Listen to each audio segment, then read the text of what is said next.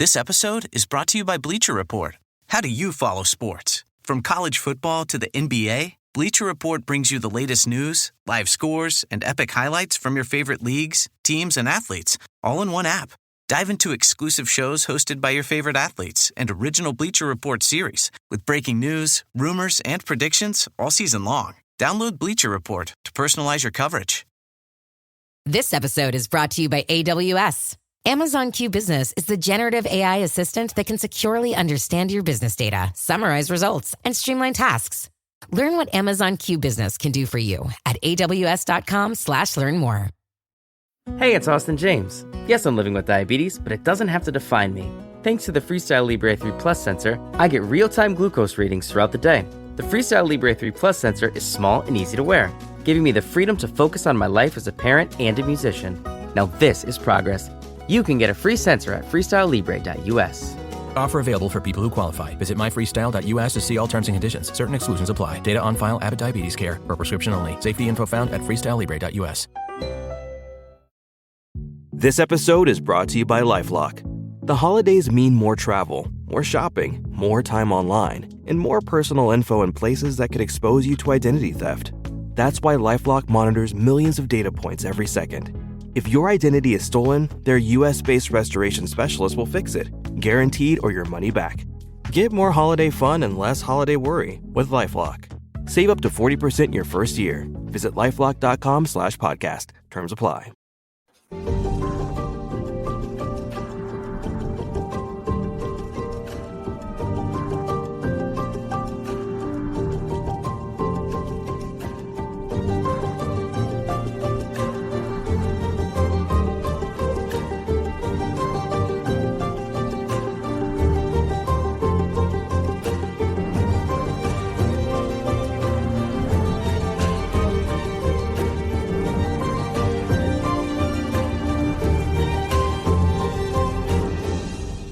What is going on, everyone? Eagles post-game live. Eagles get the L 36-33 in what was by far the most chaotic game from start to finish in quite some time. A game that just straight up felt cursed. Devontae Smith dropping that ball, which could have gave the Eagles the W. The special teams giving the Commanders half a field pretty much all game. Star players not making star plays. People who doubt Jalen Hurts going forward just need to straight up eat paint. Oh, my God. Joining us, he is Shane Haff at Shane Haff NFL. What's going on, Shane? I'm losing my voice. I'm just here so I don't get fined. I mean, this game was just infuriating from start to finish in a lot of different ways that I'm sure we're going to get into. Also joining us, the Jonny Page at Jonny Page 9. What's good, Jonny? You're muted. Yeah, maybe it's the winter week, guys, but I'm the same. My voice is a combination of drinking and shouting and not being well. That was, I said off air, everything I hate about sports was in that game. Like losing games that you shouldn't lose, games from replaying, not showing us massive moments, like one of the Eagles defensive backs just getting kicked off the field and no one knows why. Quarterbacks getting injured on late hits, the NFL rules being inconsistent on late hits, like everything was bad. I don't mind losing. I can deal with losing. I'm quite a decent loser, but I hate losing games like that. It didn't feel like they really should have lost it, even though I didn't play well. Don't get me wrong. The Eagles have got to look in the mirror, especially with defense. But there were so many things that just annoy me about professional sports in that game. So I'm not going to be a happy bunny this week watching this game because, that was not a fun one. Nope. Guys, if you're watching us live, please be sure to subscribe to Eagles Pinpool on X. And comment, ahead of time, our Eagles game in 3 words or less. We'll get to that segment at the end, right after player of the game.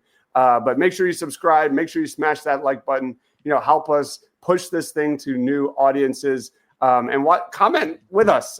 Nicholas says, I never want to hear Jalen Hurts criticism after that Pickett performance. We're going to talk about Pickett first. AP says Pickett has no business on an NFL roster. CJ F'd us way sooner than I thought he would. If it isn't Hurts next week, I don't want to see Pickett. Pickett wasn't great, but he delivered that ball to extend the drive. We're going to get into all of that. I'm actually furious because we win that game if it's officially officiated properly. Congrats to the Washington Commanders for beating Kenny Pickett and winning your Super Bowl for the regular season. The commentators were awful, and we'll get into that as well. They were just freaking out. Preposterous! Oh my God! Like, just completely forgetting that we're missing our best, quarterback on the roster. It was there was a lot of frustration in this one. Jaden saying this game broke my heart. If Jalen plays, this game is not close. Best comment of the day so far. Greg Olson is great. He was so bad. The one where there was a defensive pass interference on A.J. Brown, literally grabbing him, and he was like just oblivious to all of it. I'll throw it to you, Shane. Let's get into Kenny Pickett here. 14 of 24, 143 yards, a touchdown, an interception. He did take 3 sacks. Does not go through progressions whatsoever. But at the end of the day, A.J. Brown, Saquon Barkley, the ball was in their hand. Devontae Smith, the ball was in their hands. Shades of the Atlanta Falcons game 2.0. The ball was in Devontae's hands to ice this one. Kenny Pickett sucks. Don't get me wrong. But this isn't an L because of Kenny Pickett. Go ahead. Yeah, I mean, the ball hit Devontae Smith in the hands, and he was wide open, and the game's over if he catches it.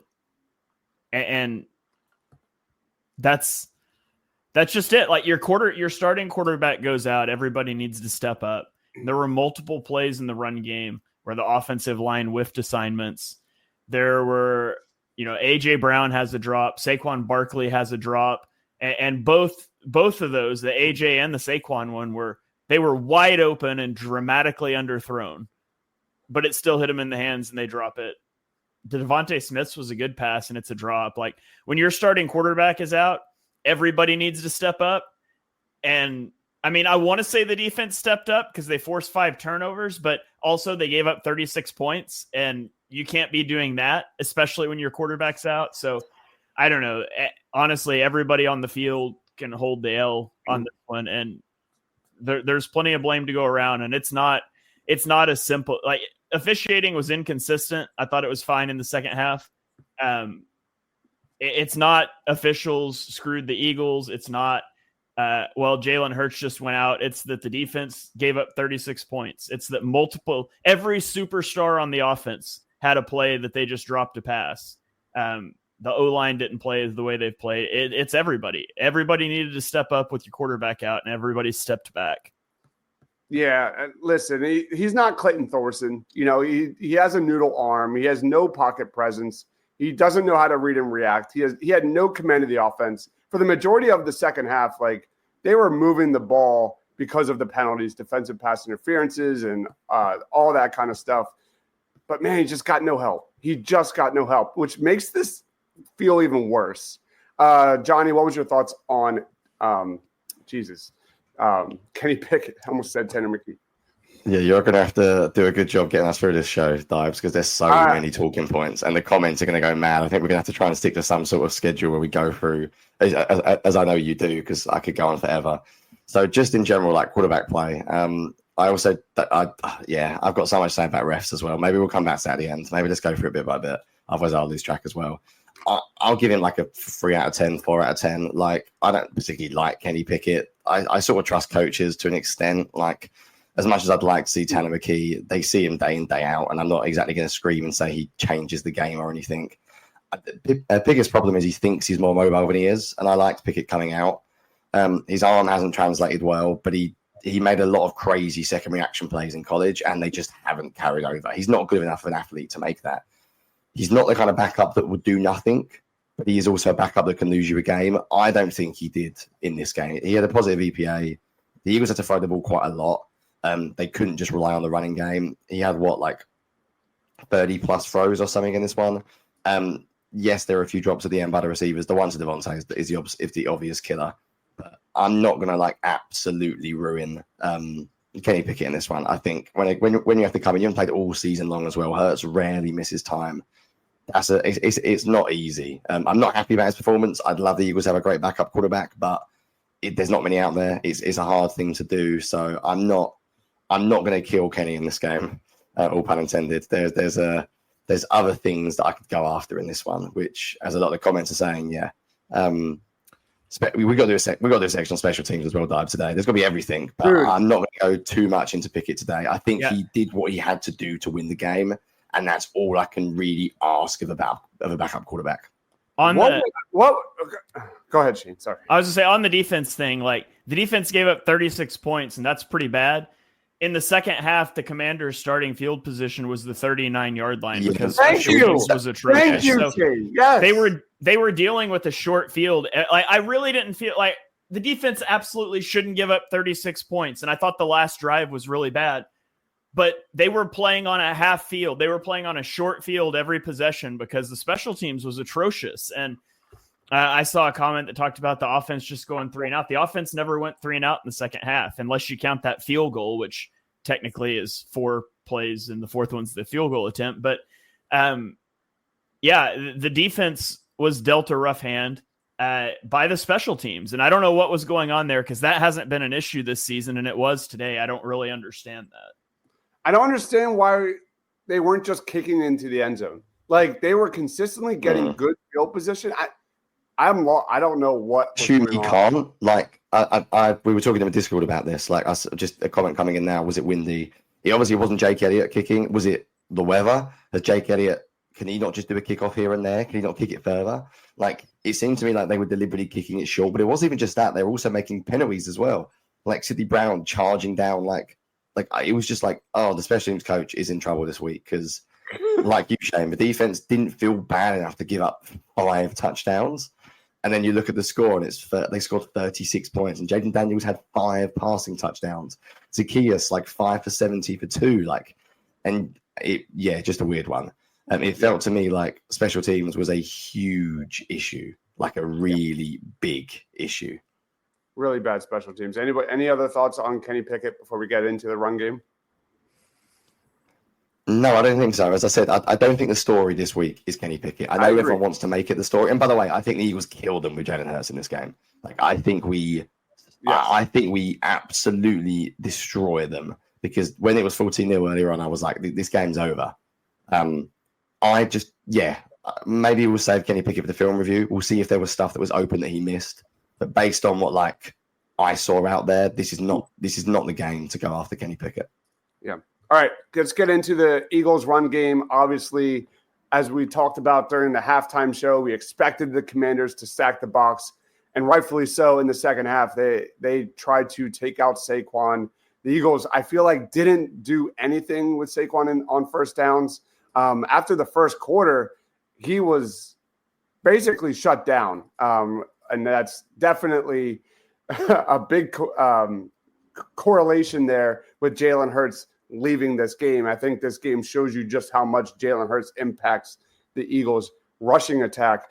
But this is another one of those games, and call me a doomer, call me a hater, whatever, but my lasting memory of this game is not going to be the touchdown runs from Saquon Barkley. It's going to be the drop. I'll throw it to you, Jonny, first. Thoughts on the Eagles' run game in general, or Saquon? The drop was tough. Saquon's never been Saquon's a weird guy because I remember scouting him. He has bad drops, and I remember saying that in my film review of him. He's an extremely talented receiving option, but people hate you when I say this. There's a reason why Kenny Gainwell's out there on third down, and it's not just to give Saquon a break. Saquon's receiving skills, he's a very good route runner, but his hands are inconsistent. I was annoyed with the Eagles run game, and everyone that's been following me for a while knows run game is my thing. I couldn't believe how much just zone running game they kept running when Kenny Pickett was never going to keep it. And the defensive end was just crashing down over and over. I would assume that the loss of Ben Van Sumeren has really hurt this team. But correct me if I'm wrong, was the fullback not active this week? Did they not have a... No, I'm pretty sure they elevated him again. They've elevated him, I think, 2 or 3 weeks in a row and never played. So he could have played, couldn't he? Yeah. Because if you don't have a quarterback... you go under center more because the whole point of going under center, the problem is that you lose the mobility of Hurts. I don't know. It seemed to me like every time they pulled guard and they ran counter, it looked good. They just looked like a lot of zone. I don't know. The running game wasn't good enough, basically. The Eagles could have won this game if the running game was good. And it sounds bizarre because I know when you look at the numbers, you see 29 for 150. The numbers are going to look great. But I think Greg Olsen had a stat. I think like if any of you 40 were listening yards. as well, was it 11 of 18? Like 2 through 4 or something. Yeah, and then he said, like, after the touchdown or something, there was 11 of 18 plays where Saquon was hitting the backfield. Like, I don't care if you stack the box, if you, like, and funny enough, people are going to say it's the impact of Hurts throwing the ball that ruined this game. It wasn't. It was Hurts' mobility in the run game. There's a huge miss, which is why, personally, I'd have a mobile quarterback as a backup. I know no one like Mariota because he's really bad, but I would like a younger mobile quarterback who could basically just say, when Hurts is out, we're going to run the hell out of the ball over and over again. But the running game wasn't very good. Saquon's going to go up in fantasy. The numbers are going to look good, so everyone's going to assume he was really good. But the running game did not work, and I'm really surprised they didn't go under center more or try something else. It just felt like they were consistently running zone running games into 5-6 man fronts and getting nothing, basically. Yep. What about you, Shane? Yeah, the run game was garbage, and we just talked about the stats. It was a couple big runs. The Eagles had a 32% rushing success rate today. That's their lowest mark of the entire season. Wow. The run game did not work, period, except for a couple of big runs by Saquon. And I'm like, Jonny, like, I don't understand why you weren't going under center. Maybe Kenny Pickett's not comfortable throwing the ball under center. That's fine. Get under center and run the ball anyways. It at least gives you the option to run it both directions. And it gives you the option to do what I thought they should have done is do some play action bootlegs. Like, Kenny Pickett's not some great athlete, but he can move. He can use his legs and get outside the pocket. That's what he likes to do a bit. And so I thought it was a big missed and it's hard to adjust the game plan totally on the fly, but I would have liked to have seen more under center. I would have liked to have seen some bootlegs with Pickett. I would have liked to have seen Grant Calcaterra stay off of the football field. Like, he cannot block. He is so bad at blocking. And when you're just going to line up and run the football, you don't need him out there. Like, there's two ways that you can get an advantage in the run game. One is by having your tight end block a linebacker out of the play, which he can't do. The other is by putting a receiver on the field to take said linebacker off the field and put him out at the boundary where a corner has to line up over him. I thought the Eagles should have, if you're going to stay in shotgun, just spread out, like go 11 or even go 10 personnel when you don't have tight ends that are blockers, and try to run the ball that way. So I thought there were some things they could have done, but I just didn't like the buttons they pushed, and the run game really struggled. As you would expect that. Like, obviously Washington's going to stack the box, and I thought at times Pickett made a few plays. He threw a good anticipation curl route to A.J. Brown. He escaped a time or two just to loosen that up a little. But I didn't think there was enough done to really help out once Jalen Hurts went from the run game or from a design standpoint. Yep. My man Marshawn said, what was the down and distance? It was a 1st and 10 play. And Cameron says, one silver lining, this gives me so much confidence. Jalen Hurts as the quarterback of this offense. Greg Olsen with the good non-call is pretty funny. Greg Olsen was dog shit today, man. He was awful. The Saquon drop was 1st and 10 at the 47-yard line. Yeah. And they ended up eventually kicking a field goal on that one. Yeah. But they had to convert a 4th down to do it. Anyways, that should have been a big play. That could have been a touchdown if Pickett hits him in stride.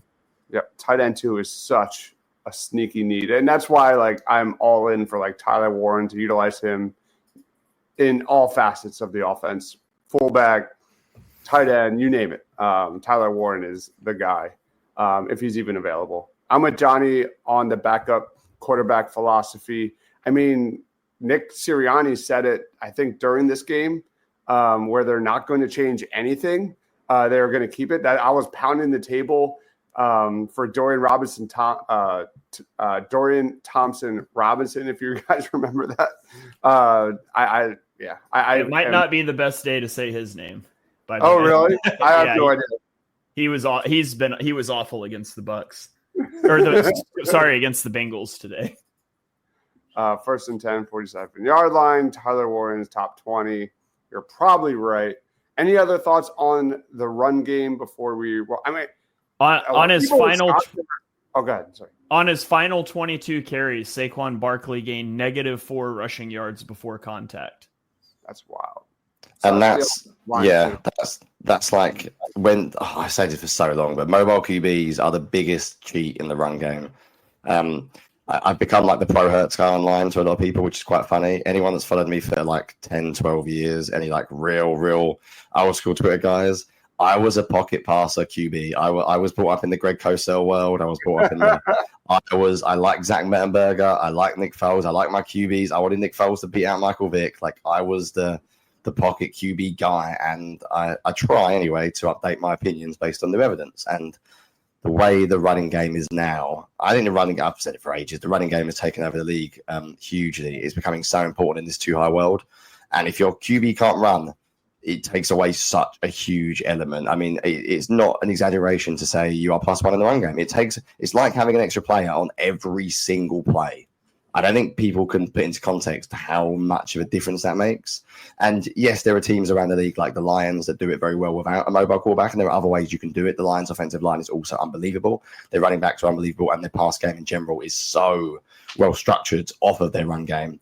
But most good rushing teams, I always think, will normally have a guy that can run the ball as well at quarterback. And I'm really surprised the Eagles continue to run, because Pickett didn't keep one, did he? He didn't keep a single one, and the defensive end was crashing down. Like, I think at some point, Shane, the stat you gave me, that unfortunately goes back to coaching. I think at some point they had to do a little bit more. Maybe run some RPO, like bubble screens or something. Or spread. Like, I'm not going to go through every single one, but I'm going through the Eagles play-by-play now, and the first down runs are rough.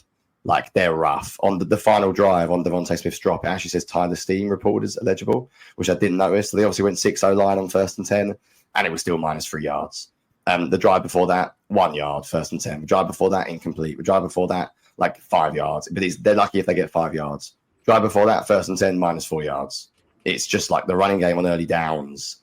Saquon Barkley, 2 yards. Saquon Barkley, -1 yard. And I'm just talking about the 1st and 10s here. You can say you're on about the QB, but that's not putting him in a good position. Yeah, I'm really disappointed in the run game, because you feel like when Jalen Hurts isn't there, that's the thing the Eagles can hang their hat on, and they couldn't today. I'd love someone to ask Sirianni about the fullback and how much that's playing a role, because for what it's worth, they put Calcaterra at fullback about 2 weeks ago, and he had one snap, and it was an absolute disaster. The guy can't block. So, yeah. Unless their fullback is terrible, because when you go on the center, you do ideally want a fullback. So yeah, disappointing. Miss you, Ben Van Sumeren. I miss you. Oh yeah. Come back. Yeah. Come back soon. Another good comment here from Cameron about Elliott missing the field goal before half. That would have made it an overtime game for the Eagles. Yeah. And to be fair, I was ready to crush Jake Elliott, but I can't kill him too much. Sure, he hits the 50-yarder later. Yeah. But man, how's he missing that one short before halftime? Like, yeah, it's worrying. Watching it, I was like, "Oh, he hit one. The curse is broken," and then it was short. Like, unless the weather is. It also makes me think, by the way, coaches aren't idiots. I say this quite a lot. Like, I know some coaches are idiots, but the special teams coach can't be that thick that he just doesn't let Jake Elliott kick the ball at the back of the end zone. So I'm assuming that Jake Elliott's leg maybe can't kick the ball at the back of the end zone in that weather. So Elliott's not the kicker for kickoff. No, that's what I mean. Oh, but yeah. you could have changed to Elliott, couldn't you? Yeah, if he can just true. literally boom out the back of the end zone. I'm assuming that they didn't want that. Yeah, I don't know. Are we there yet? Do we need a new kicker this offseason?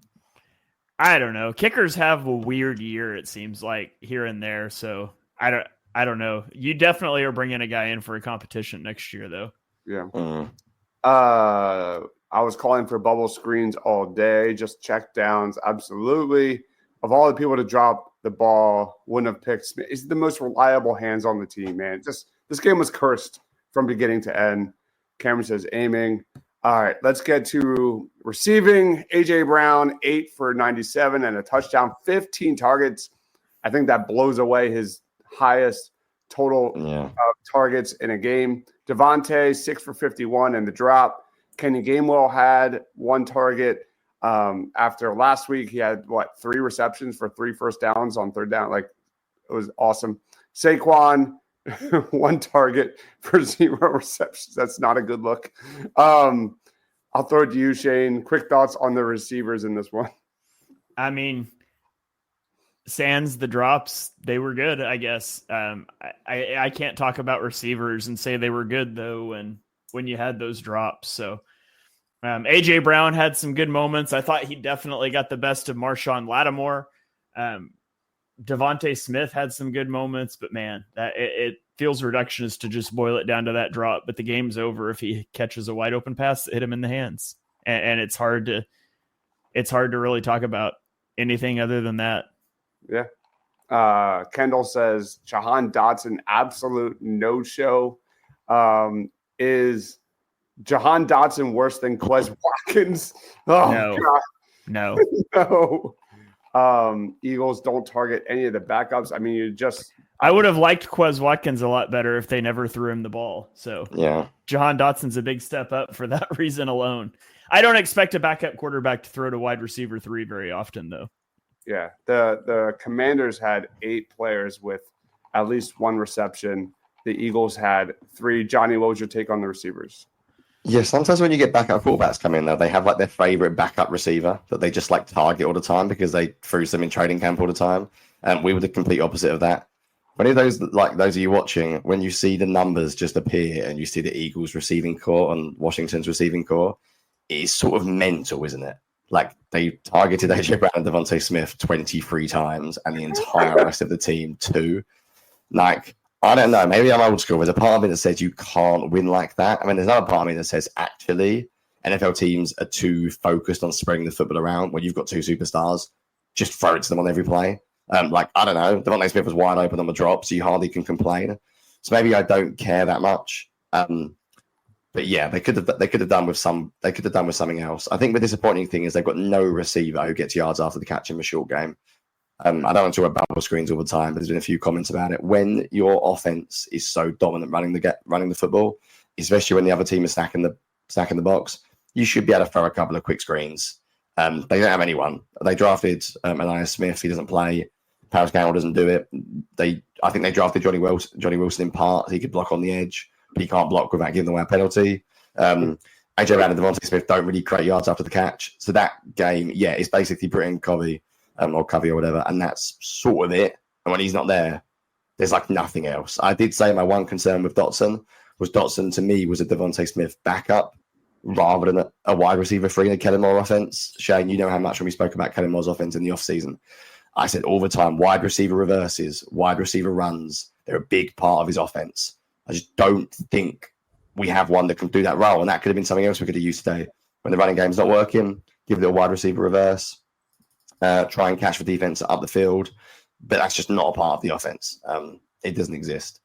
So yeah, I thought AJ Brown was phenomenal. I know the drops leaves a sour taste, but his numbers without the pass interference, and by the way, the one in the end zone was definitely pass interference as well. Whether they just got bored of calling it. So if you they also hit him in the head, which was also a penalty. But yeah, if you add on those like yards to AJ Brown, I think one of them he got away with. He was very clever, the old vet move.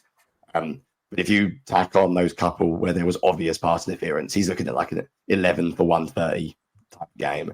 So, yeah, I'm fine with the receivers. We might as well lump the tight ends into this one as well, isn't it? Because they were just non-existent. I think CJ Uzomah had a couple of blocks. Calcaterra can't block, has no targets. Like, you might as well have kept Jack Stoll. Because if you're not going to throw to your tight end ever and he can't block, then what are you doing? You might as well have like the biggest blocking tight end in the world because... Yeah, if you're going to be a run first offense, and you're running back 29 carries, and your tight end 1 can't block, that's a real issue. How high does Jahan Dotson rank on the list of Howie busts? What's his contract, by the way? Anybody know off the top of your head? I don't know. I don't know either. I don't. Does anybody watch South Park? Can we talk about the fact that the NFL is becoming an episode of South Park where they have to play with a balloon and can't hit each other? I don't get the reference. I don't either. I'm a pop culture movie TV guy, and I don't watch South Park. Sorry. No, I've watched it, but I can't make the link. Sorry. Oh, Shane. really? By the way, To the point, AJ Brown drew 65 or 68 yards of pass interference penalties. So if you want to look at those as receiving yards, he had 165 yards. Plus one that wasn't called. Yeah, plus the one that wasn't called. The one, I swear that one defender left his feet and was going right at his head. Right at his head. Well, he did. He hit him in the head in the end zone. Final point on the receivers. Someone commented about the draft bust. It's going to sound bizarre for me to say this. And I'm not just saying this because I liked him as a player. I feel like I can't even judge Dotson yet because they don't really try and get him the football. I don't know. It's really hard to judge a player when they're just not involved. It's easy to judge someone like Quez Watkins or Nelson Aguilar or Jalen Reagor when they're making mistakes, they're dropping wide open passes, or they're throwing them the ball and they're not open. Jahan Johnson just doesn't get a chance. I don't really know. Sometimes he looks open. Sometimes I think when he's running without press coverage, I think he really struggles with contact. But when he's got a free release, I think if you put him in motion and gave him a free release, you could utilize him. But the offense just doesn't care. And to be honest, they normally score enough points. So if they want to use two receivers and run the head out of the ball, then I'm not really fussed about a guy's feelings. If John Dotson doesn't play, tough. That's sort of life. Is there a reason Anaya Smith doesn't get usage in that role? He was horrible. I don't know what else to say. Yeah, I think the problem is when you draft someone who only does one thing, and this is also why I don't like Johnny Wilson for that reason, because when he's on the field, it feels to me like it's going to be a bubble screen half the time. Receivers that are one-dimensional don't work very often because obviously if Anaya Smith comes in the game for five times, it's always a reverse, or in the end of the day, it just becomes a little bit of a gimmick. So you need a receiver that can do that and also do a little bit more. And at the moment, Anaya Smith doesn't have anything else in his toolbox. I love this comment. I don't even know what pass interference or false starts or unnecessary roughness are anymore. I'm so confused. Did anybody see what CJ Gardner-Johnson was thrown out for? Didn't show. No. And I know Greg Olsen was swearing in mean words. He was literally joking on the broadcast saying, "I've heard all sorts said in the huddle, and nobody is kicked out." And before we go to the defense, guys, I'm going to go on a little rant about refs. I'll be very, very quick, but I've decided I hate the sliding QB thing. It's becoming a talking point every single week at the moment. What's the answer? Do we just treat quarterbacks like normal guys? Because Jalen Hurts didn't slide, he gets concussed. Running backs don't get concussed. Saquon Barkley can have 30 carries a week and doesn't get concussed. Yet quarterbacks can run about 8 times a game and they seem to get concussed or injured all of the time. I mean, if he by the way, that flag they picked up, if he makes contact with Kenny Pickett, it's going to be an absolutely horrendous hit because he flew him with his arm at the end when they picked up the flag. I think the thing for me is that the refs care so much about the technicalities of the rules. So these tiny pushes after the play when no quarterback has ever got injured on it. Jalen Carter pushed the offensive lineman the smallest amount and the guy falls down and he gets a flag. Yet you can hit a QB in the head and nothing's called. And it's look, the one that Milton Williams got done for, Jaden Daniels could get pushed like that every single play. He would never get injured. I don't know. I find the whole refereeing thing with quarterbacks in particular, I'm not talking about other things like pass interference. I expect that stuff to be inconsistent. It's really hard to be consistent as a ref. But the stuff with the QBs is driving me a little bit mad of late. I think ever since the Trevor Lawrence hit, there's been a lot of talk about is a QB sliding? Is he not? How late can they slide? And I find the whole debate a little bit maddening at the moment because I've got no idea if they're going to call it or not half the time. We have David chiming in from Birds of the Round Table. Apparently, CJ Gardner-Johnson tweeted, "Respectfully got kicked out for nothing. I play with passion and fire. Guys was chirping all day. What do you expect?" That just respectfully, I expect you to play smarter when you've already got one personal foul penalty for talking after the whistle. And you're known like that in the league. So shut your mouth and play football because him being out really killed this team. It was Tristan McCollum gave up a huge scramble on 4th down where he not only whiffed a tackle, but he also took out Zach Bond, who was maybe going to make the tackle. And then he gets beat for the touchdown. And so respectfully, Chauncey Gardner-Johnson needs to shut his mouth and play football when he realizes there's a target on his back and he's already gotten one flag. You got to be smarter than that.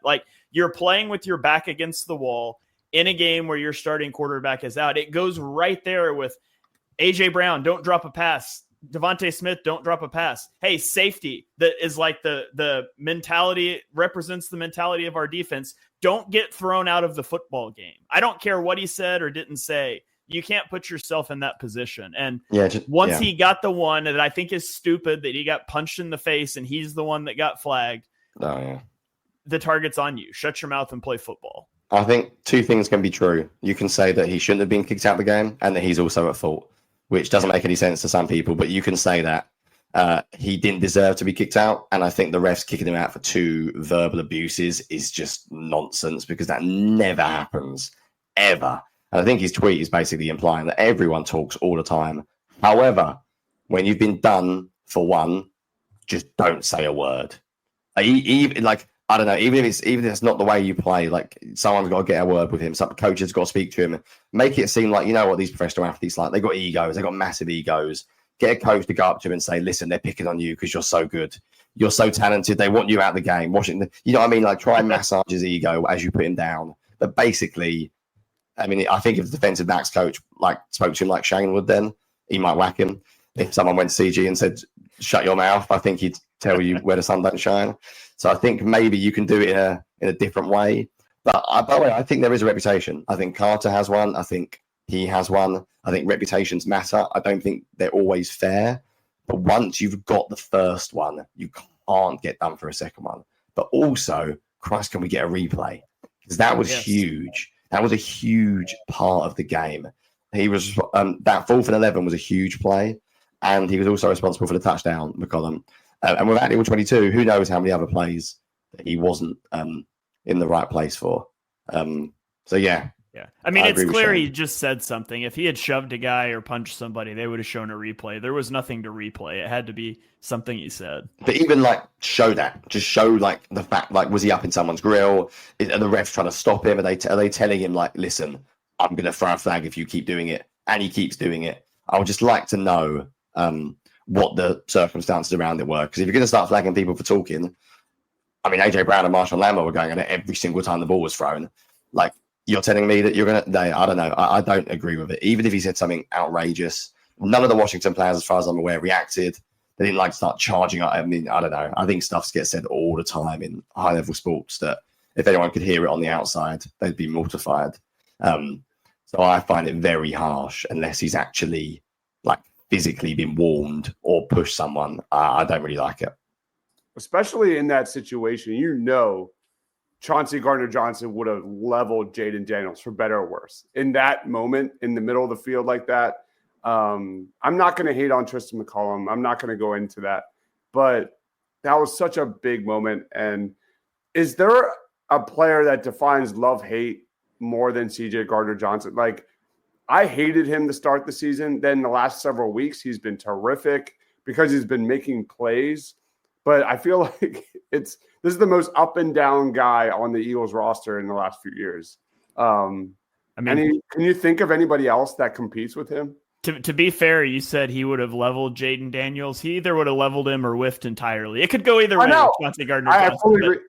It would have been a disaster or a great play, one of the two. All right. Did you guys talk about the low blocks? The one on Jordan Davis was absolutely horrendous, the no call. And we talked about that during the halftime show, that now the refs missing these plays are taking out Eagles players. That's all. Go check out our halftime show. We touched on that just a little bit. What about Burks on that 4th and 5? I honestly don't remember. Anybody remember the 4th and 5 play with Burks? I don't. Do not. CJ is going to say that's what hypes him up and makes him maybe but self-awareness and situational awareness is a thing. Let's not make this losing thing a weekly occurrence, boys. I agree. Again, it's been a while since we've had one of these shows. But let's get to the defense. God, we're already 37 minutes in. We've already touched on some. Big moments. I feel like the defense really struggled in the red zone. It was not good enough in that area. There was a lot of positives. Again, they had terrible field position. Zach Bond was seen making plays. Nakobe Dean was seen making plays. Cooper DeJean. I mean, how many turnovers did they force at the end of the day? I'll throw it to you, Shane. Quick thoughts on the defense. Where do you want to go? Yeah, they really struggled for sure in the red zone. It's something they've been really good at this season. They came into the game ranked 4th in the NFL, allowing a touchdown on only 48% of red zone trips. And it just felt like, Washington was 3 of 4. So 48% to 75%, small sample size, all that. But again, I feel like I kind of gave most of my thoughts on the defense already inadvertently, but you play well. You force 5 turnovers. That's playing well. You give up 36 points. That stinks. It's a lot of short fields. There's a lot of pressure on you when you've got a backup quarterback in. You feel like you got to make a lot happen, and maybe you get a little too far over your skis trying to make plays there. But generally, I thought the defense played pretty well, minus a few coverage busts and a few broken tackles, but those add up. And rush lane integrity against a mobile quarterback continues to be an issue, and I thought Olsen did a good job of pointing that out on the broadcast at times. But, to me, just a huge turning point is when Tristan McCollum comes in. And it's not hating on Tristan McCollum. He's a guy I was campaigning for to make the 53-man roster. But you never want to be on that backup safety. And, comment here about Fangio blitzing. I thought Fangio was way too aggressive on the last drive. It's something that Fangio has done consistently this season. And I generally have liked it, given the situations that we're either going to stop you or we'll give up a touchdown fast and we'll have time to go score. The calculus is a little different when, again, you have your backup quarterback in the game and the defense just gave you the ball at the 27-yard line and you had to kick a 40-yard field goal. You just need to stop them. And Washington was racing the clock. They were racing lack of timeouts. And so I really didn't like how they called that last drive. I thought they got a little too blitz happy, and it kind of cost them there at the end. Yep. When it comes to towing, seeing is believing. That's why Chevy Truck's advanced camera technology offers up to 8 available cameras for 14 unique views, so you can focus on the view that really matters. Chevrolet, together let's drive. Learn more about Chevy Trucks at Chevy.com. Safety or driver assistance features are no substitute for the driver's responsibility to operate the vehicle in a safe manner. Read the vehicle owner's manual for important feature limitations and information. This year, Santa's bringing the power of Energizer into his workshop. Whoa, the Energizer Bunny's got so much power. Wait, he's powered up all the toys. I think that means we're done for the year. I love this bunny. He's the hardest working helper the North Pole has ever seen. And he wants all your gifts to have the power of the #1 longest lasting AA battery. So this holiday season, stock up on Santa's and the elves' favorite battery, Energizer Ultimate Lithium. The wrongs we must right. The fights we must win. The future we must secure together for our nation. This is what's in front of us. This determines what's next for all of us. We are Marines. We were made for this. This episode is brought to you by NFL Sunday Ticket on YouTube TV. Catch every moment of your team's playoff push with NFL Sunday Ticket on YouTube TV. You'll get amazing features like multi-view, and right now, it's only $49 for the rest of the NFL regular season. So give yourself the ultimate gift this holiday season. Get NFL Sunday Ticket for $49. Sign up now at youtube.com/Sunday Ticket. Device and content restrictions apply. Local and national games on YouTube TV. NFL Sunday Ticket for out-of-market games excludes digital-only games. Also on the Oz touchdown, the miscommunication, that breakdown was brutal with Darius Slay trying to run off the field too late. Oh, my God. That's just frustrating. I thought Zach Bond and Nakobe Dean were terrific for big segments of the second half. They were everywhere. Jonny, thoughts on the D?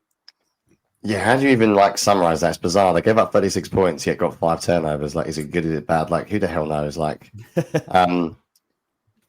Yeah, I don't know. The one that was really bad was the Darius Slay one that you mentioned. That was don't run off. Oh my God, just take the penalty. Yeah, I don't know, man. I don't know. I thought Bourne was awesome. I know he gave up a touchdown at the end, but I thought he was incredibly good. I thought DBs were okay, but they always seem to give up. And Shane, you mentioned this, and I don't know if anyone's looked. Like, if you go through the Eagles' schedule this year, they have not played mobile quarterbacks.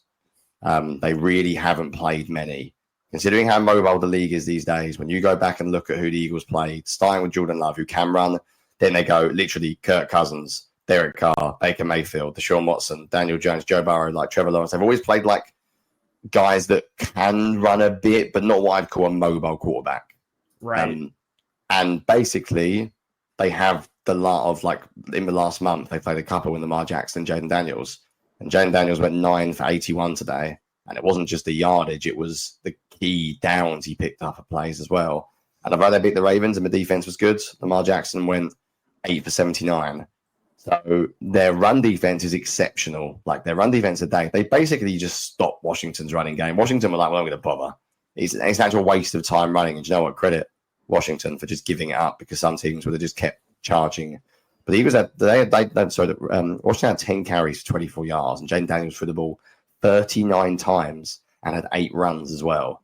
I think the backups only had a couple of runs each or something. Like, I see a couple of comments coming in saying, like, Baker and T-Law mobile and Russ is mobile. Like, it's not even, and yeah, it's not the same thing. And I'm also not saying it is a problem, by the way. I'm saying that they haven't really been tested. They're not what I would call, like, the real mobile quarterback. I think Russ runs a great deal these days. Trevor Lawrence is mobile, right? He's mobile. He's not. He doesn't run. He's not just great on, back to that, like, one conversion he had for like 30 yards. I have 1 or 2 every game. There's got to be a tier between Lamar Jackson, Jaden Daniels mobile, and pocket statue. Like, they can move, but they're not like a guy you're really scared of. Kyler Murray, Jalen Hurts, obviously Josh Allen runs a lot. Like, guys that are like Anthony Richardson, guys that are part. I guess I'll define it as guys that are part of the running game. Like, if you're a big part of your team's run game, and it's just something to be aware. I think the Eagles should be good against mobile quarterbacks because they don't play a lot of man coverage. They play a lot of split safety zone, so they got eyes on the quarterback at all times. I think they struggled today with the loss of Josh Sweat as well. I think that meant Jalen Hunt and Nolan Smith has to play quite a lot. No Bryce Huff, no Josh Sweat, no Brandon Graham. At some point, that stuff is going to come back to bite you. So yeah, it's the film's going to be bizarre this week, Shane. It's going to be an absolutely bizarre watch because, like, I don't know, it felt like a turnover or a touchdown for Washington. Like, it was just, they had the ball so many times in the first half. The game went on forever and ever. Yeah, so I sort of can't be mad at the defense because they got 5 turnovers. But then you look at the stats, and a rookie quarterback just threw for 5 touchdowns, and you gave the game up at the end. So you can hardly be impressed. Despite the fact that, except for McCollum, I'm not going to be like, wow, individually they sucked. I didn't think they did. I thought linebacker, they were fine. I thought Carter was good. I thought Jordan Davis, before he went off, had some nice plays in the run game. Nolan Smith had a important play, but then got overruled, didn't it, by Carter's penalty. So, yeah, it's going to be a really hard game to evaluate individuals, this one. This is one of those games that I feel like, off the top of my head, like, where, like, all the small things just fucking came together and just beat them in the very end. I don't know if that makes sense or not. Yeah. Do we pick up any long-term injuries? I mean, Jordan Davis. Have we heard about Jordan Davis or Josh Sweat? They both came back in, didn't they? Well, Sweat came back in. So I assume they are fine. I didn't even know he came back in. I didn't notice Sweat. I'm pretty sure Davis Sweat came back in, 100%. Sweat definitely came back in. Okay. Yeah, I think the defensive end injuries are piling up as well. I think they've had a lot of snaps. Like, they're not getting a great deal of rest out there. I'd like to know how many snaps Carter and Smith played today. I would.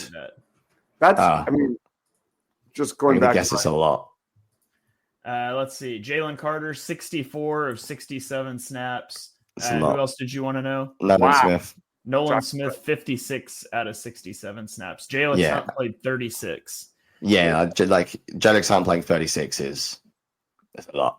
Also, I thought it was another really good game for Nolan Smith. I thought he got pressure. Like, he had the one. I think he had the one sack, right? Yeah, he had a sack. I thought he played pretty well. The Eagles blitzed a ton in this game. Per Next Gen Stats, they blitzed Jaden Daniels on 37.8% of his dropbacks. In weeks 1 through 15, they blitzed on 18% of dropbacks. So over double the blitz rate. And Daniels was 10 of 15 for 173 yards and 3 touchdowns against the blitz. Now, you can say, and I think I would fall in the camp of saying that's a bad plan, especially on that last drive. But also, when you've got Josh Sweat out of the game and Brandon Graham's gone and Bryce Huff's gone, and you got to try to generate a pass rush somewhere. So it's a tough spot to be in, as shorthanded as the defense is with stacking those injuries on the defensive line. It's also a bad plan when you shove a quarterback and it goes for 15 yards. Just a little love tap and it's 15 yards. That was what was the play? It was Milton Williams with the shove. And then what was the other play that just made me just furious? It was on the other end. Jalen Carter pushing the guard. No, that was the one. Jalen Hurts, and he got hit from behind, and there was no play. Like things like that just drive me crazy, man. Just drive me crazy. We'll figure out what the rotation looks like soon. Do they go with 3? Do they go with 4? I thought Jalen Hunt had a pretty good game, especially setting the edge. We'll see.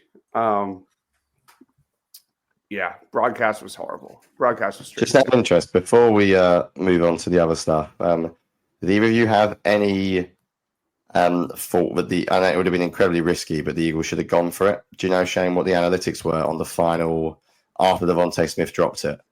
On the fourth and 5 wasn't it? And were they only up 2? Is that am I remembering that correctly? They were only up 2, weren't they, at that point? Yeah. They were up. Yes. Yeah, they were up 30-28. I can find that. I'll circle back to that in a second, and I'll have it for you. I just wondered. I think someone commented earlier on there was a tiny part of me that thought they were actually throwing it relatively well on there. It felt like they might have had a chance. And I guess if you get it, you win the game. If you don't, they still need to score a touchdown. I guess because they're only 2 up, I would imagine analytics would say. Analytics lean pretty heavily to going for it there. Or excuse me, for kicking it. I was going to say, I think I was half checking that they were 2 up. I think if they were 3 up, it'd have been a much bigger. It's a 1.9% win probability swing to kick it. Am I allowed to make a very random moan that Reed Blankenship should have tried to score on the interception return more than try not to fumble? I felt like he thought the game was over. I'm half kidding, but I'm not. It looked like he was running with 2 hands, like he was obsessed with not fumbling. I was like, guy, score. Stop. It was like he never held the ball in his life. I was like, it was a bit strange. All right. So I'm so glad you brought that up, Johnny, because when he picked that off, I was ecstatic. I was like, sit down, hold on to the ball. You're like, don't let go of that ball, PD. I was ecstatic. And then probably about a second later, not even a second, probably a half a second, it was like Kenny Pickett, Clayton Thorson, don't stop running. Just keep going. And it was the most, again, the emotion range of this game was insane, but especially on that play, because in that moment, I want him to just sit down and for me, I thought the game was over. But in that half second after that, I was screaming at the TV just to keep running, score a touchdown, because that was probably the only chance at a touchdown we would possibly get. I think Reed thought the game was over. All right. Any thoughts on the defense before we get into player of the game? Going once. Going twice. I think we crushed it. We crushed it. I wanted to have a magic wand to turn blank into Patrick Robinson. The odds change whether it's Hurts or Pickett as well. All right. Let's get into player of the game. Shane, who is your player of the game? I don't know. I'm going. I'm going to go Tanner McKee. No. I mean, just for the trials. Gosh, I guess I'll go Nolan Smith. I thought Nolan Smith played a good game. I think he's continuing to build some good games. Leads the team in pressures in this one. Leads the team in sacks. So I'll take Nolan Smith for my player of the game, but I don't love it. There's not a lot of great options. I'm going to go before Johnny. Give me A.J. Brown. He had some drops, but in some big moments, that fourth down conversion was awesome. What about you, Jonny? Yeah, thank you for stealing mine. To sum up the weirdness of the game, I'll go with the linebacker who gave up the game-winning touchdown to Washington. I'll go Zach Ball, which sums up how weird this game was, because that was it looked like a pretty horrendous play on the replay that I saw, but I thought he was fantastic, except for that. So, yeah, I'll go with Zach Ball. All right. Guys, A.J. Brown, let's get into Eagles game in 3 words or less. Shane, lead us off, man. Oh, shoot. I wasn't ready yet. All right. Eagles. Hold on. I'll pull it up. All right. I was going to do some filler. All right. I normally have a few of those queued up already, but here, let's pull it up. We'll wing this one. Okay. We're just going to scroll through them today. Let me share my screen. This is great podcasting. Okay, every week we tweet out the 3 words from Twitter, and we'll read some of them here on the show. We'll give our own as well. David, our much acclaimed co-host from Birds of the Round Table, says, just flush it. We've got a throwback all the way back to the Kiston Solak post-game show from Corey that says butts for hands. I don't know if any of you guys remember that one, but that one, I tweeted that one in one time as a 3 words. I don't know if it was the time that Kist read it or not, but it was a Nigel Bradham, actually. Nigel Bradham dropped pick on that one. But we got a little frustrated from one of them. We got Dan with a drink to forget. Max says, number 2 it is. Elliot says, Hurts, very important.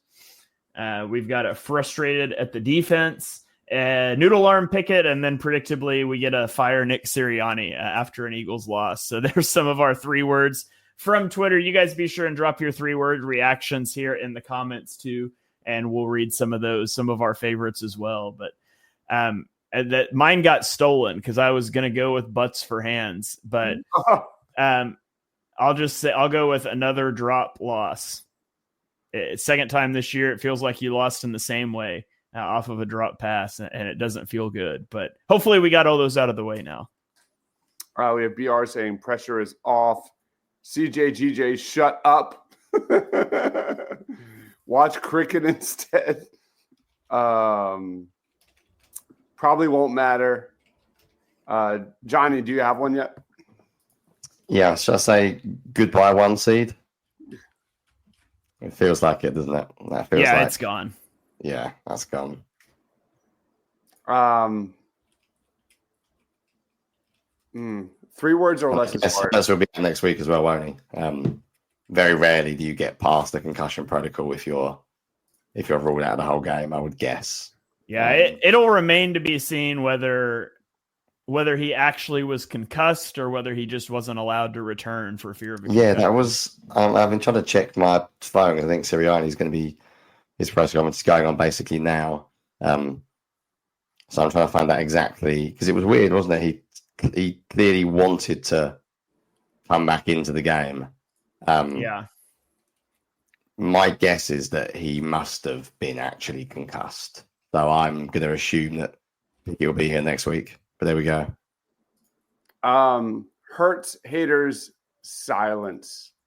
I think this team is the best second half team in football for a reason. And Jalen Hurts is a big part of that, not just with his arm, but with his legs and what he means to the run game. And we saw that today. Give me Hurts haters shut up, Hurts haters silence. I think we got our answer. There are people that wanted to see Kenny Pickett under center. There are people that have been saying that, at least on my YouTube channel. So for me, I think we finally saw how much Jalen Hurts means to this run game, which has been so elite all season long. So that's mine. Robert, I understand that some people don't watch other NFL teams, and so they might operate under the illusion Kenny Pickett's a good quarterback because he was a first-round pick, and they didn't watch him play in Pittsburgh. I get that. But I would assume those people watch preseason games, no? Because anybody that watched Kenny Pickett play in the preseason and then said, I want to see Kenny Pickett play more football, I don't know. I don't know what to tell you, man. Can I just throw this out there? Because there was a moment in the third quarter, I think, where Tanner McKee started to warm up on the bench. Did you guys see that? Yeah. And I was getting excited because I didn't know. Apparently, there's an emergency quarterback rule. Did you guys know about that? Yeah, that's after the 49ers cried for an entire offseason because they lost a game in the playoffs where their quarterback got hurt. Notably, we come on this post-game show and we say, hey, the offensive line stunk and the run game stunk and the defense gave up way too many big plays and too many guys dropped passes. And, oh, by the way, the quarterback was also hurt. That's how we approached it. But the 49ers just cried all offseason about their quarterback and got that rule changed. Yeah, for me, it's Tanner McKee. That's a no-brainer. There's a legitimate chance you might see McKee next week if Jalen Hurts was really concussed. They're talking about x-rays for Kenny Pickett's ribs now. Now, I would assume since he continued to play, he would probably play next week. But there's a chance that you might be down to QB3 next week if there's some sort of rib injury that Pickett can't work through. Commanders wildcard round. That's all on the table, right? It definitely could be possible. Yeah, it's very likely that Eagles and Commanders will face each other in the first round of the playoffs. I would too. I would love that. I would too, because they needed 37 points to beat the Eagles' backup quarterback. Like, I would love to face the Commanders in the first round of the playoffs.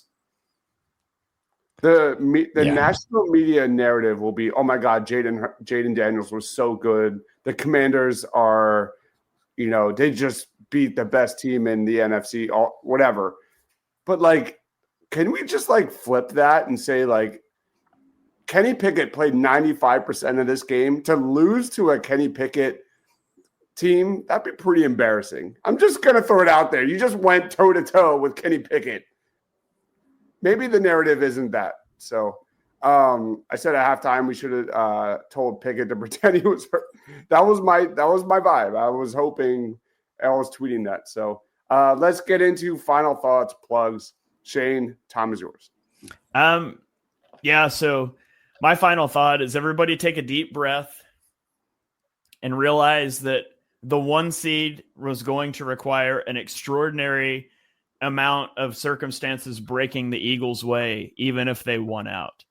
And so though it was theoretically on the table, the 1 seed was a very, very small chance for the Eagles.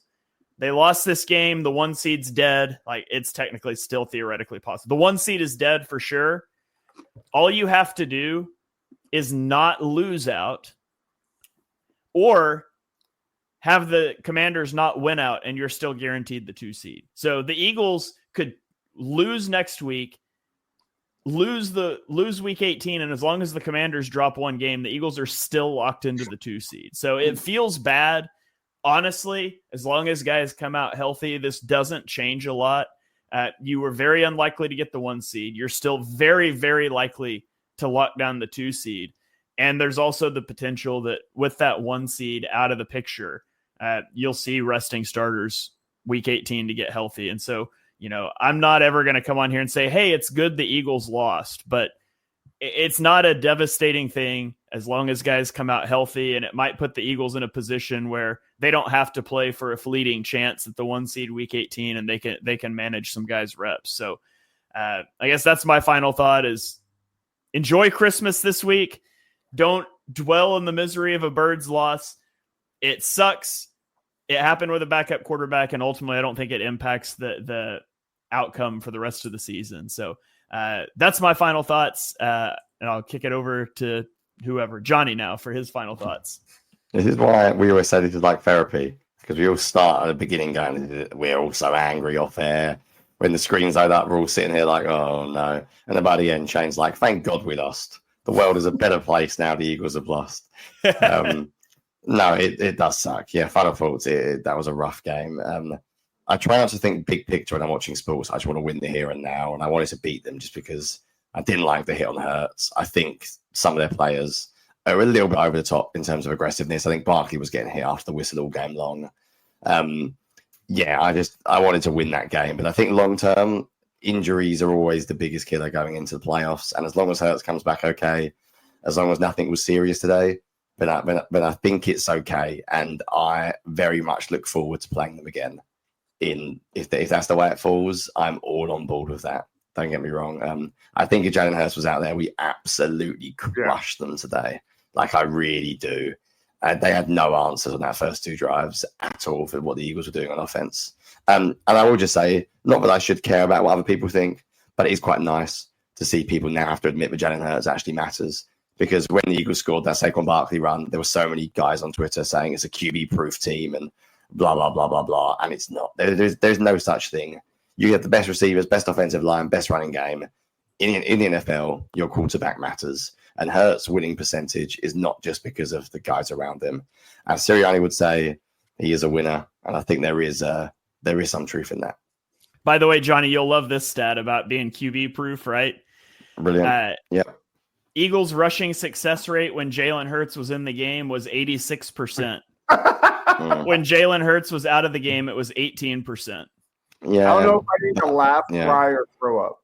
The Eagles had 6 of 7 runs were successful with Hurts in the game, 5 of 27 after he That's mad. And that's with an elite offensive line. I get bored banging on about it, but I think a mobile quarterback is more important than anything in the run. I think it's everything in the run game. If you know how to scheme it up well. What was that stat again, Shane? I've got to use that in my article this week. 5 of 6 was successful, or 6 of 7 6 of 7 when he was in the game, 5 of 27 after he left the game. I tweeted it. I tweeted it, so you can get the exact number later. But yeah. Since my final thoughts, since the change to the 7-team field for the playoffs, Super Bowl teams that were number 1 seeds have only made it 4 out of 8 times. So there's a 50% chance the Eagles get to the Super Bowl. Just everybody calm down. Do not overreact to this game whatsoever. It's psychologically devastating. No, it's not. And I fully agree with Johnny. Like, this game would have been a blowout with Jalen Hurts. Shane, do you have anything to plug? Nah, man. Just on Twitter at ShaneHalfNFL, the Eagles Pinpool Network. I don't know what show schedules are going to look like this week with Christmas. I know Johnny's going to do a solo on the Shane page because I'm going to be traveling. I don't know what Birds of the Round Table is going to look like, but whatever we're able to get put together this week with all the holiday stuff, we'll be out there. So just make sure you're subscribed and we'll get you what we can. Is that an Eagles Christmas drip? Like, what is that, by the way? Like, what are you wearing? Oh, yeah, I got my Eagles here. I can stand up. I got my Eagles Christmas sweater. Love it. Sexy. When I was a youth pastor, one of my students brought me this for a Christmas party at the church because we always did an ugly Christmas sweater thing. And they're like, they found this at a Goodwill in Oklahoma, and so they got it for me. And I was like, I mean, I'll put it on, but this is far from an ugly Christmas sweater. It's the best Christmas sweater ever. Johnny, do you have anything you want to plug? Yeah, I'm going solo for the first time in my entire life. If I can figure out StreamYard and tweets, and if I can't, then screw it. It's Christmas. But I'm going to try and get all my content out early this week. So I will embrace the Eagles for 2 days, and then I will ignore them until after Christmas. So yeah, everyone, we've got loads of comments today. So enjoy the holiday season. Focus on the Eagles game for 2 days. Let's look at the good, look at the bad, and then let's forget about this game forever and evermore. Yep, absolutely. Everyone have an amazing, healthy, safe, enjoyable holiday break. We'll be back whenever we see you again. Birds of the Round Table is kind of in hiatus. We'll probably go later this week, I'm sure. But he is Shane Half NFL. That is the Johnny Page at Johnny Page 9. I'm Deibs, Mr. Crackbot. Thank you, everyone, for watching. Thank you, everyone, for the comments. One last time, please be sure to like and subscribe. Follow us on X at Eagles Pinpool. For Shane, for Johnny, for myself, stay awesome. Everyone, Merry Christmas.